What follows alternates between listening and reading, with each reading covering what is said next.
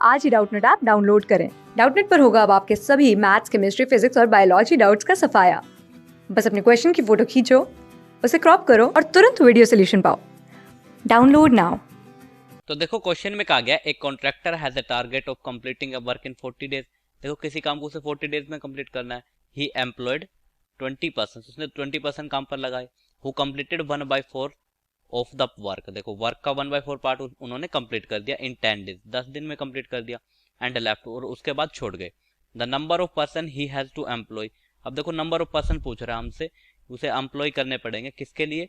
To finish the remaining part as per target. तो remaining part जो बचा है काम का उसे कंप्लीट करने के लिए टारगेट कितना है? 40 डेज। तो 40 डेज में रिमेनिंग पार्ट को कंप्लीट करने के लिए उसे कितने मेंस की जरूरत पड़ेगी, वो हमसे क्वेश्चन में पूछा गया। तो इस टाइप के क्वेश्चंस के लिए हमारे पास एक फॉर्मूला होता है m1 into d1 divide by w1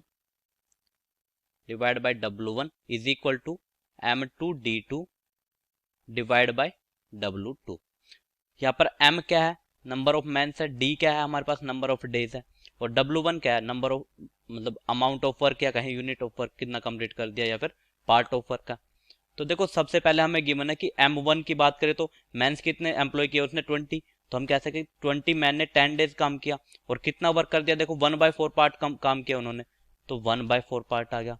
वो किसके बराबर होगा? हम मान लेते हैं कि अब जो बचा हुआ काम है, देखो काम कितना बच गया हमारे पास, 1 में से अगर 1/4 पार्ट माइनस कर दे तो 3/4 पार्ट बचेगा। वर्क कितना बच गया हमारे पास? 3/4 पार्ट बचा है।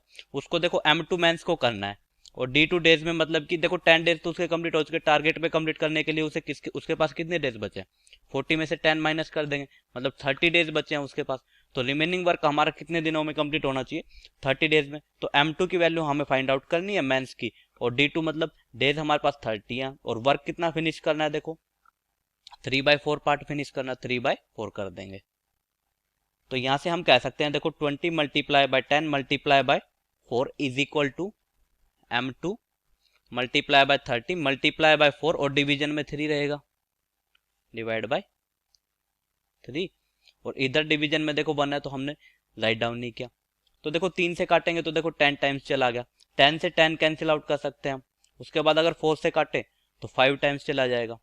तो 5 इंटू 4 कितना आ गया हमारे पास? 20 इज इक्वल टू m2 की वैल्यू 20 आ गई। तो मतलब उसे बचा हुआ पार्ट जो 3/4 पार्ट था उसे 30 डेज में कंप्लीट करने के लिए 20 मैंस की जरूरत पड़ेगी। तो हमारा आंसर कितना हो जाएगा? 20, जो कि फर्स्ट ऑप्शन में गिवन है हमें। So option 1 will be correct answer to this question. Thank you. Class 6 से 12 से लेके नीट, IIT, JEE मेंस और एडवांस के लेवल तक 10 मिलियन से ज्यादा स्टूडेंट्स का भरोसा। आज ही डाउनलोड करें डाउटनेट ऐप या व्हाट्सएप कीजिए अपने डाउट्स 8400 400 400 पर।